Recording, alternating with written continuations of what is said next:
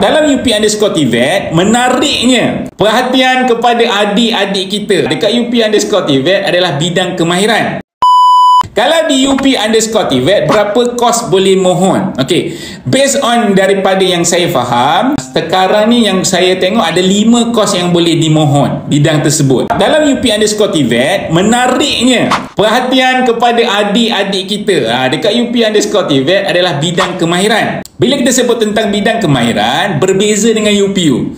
UPU fokusnya adalah kepada institusi pengajian tinggi awam. Tapi kalau UP_TVET, fokusnya adalah kepada bidang kemahiran di mana anda boleh apply bidang kemahiran kolej swasta dan juga kerajaan dalam satu sistem portal.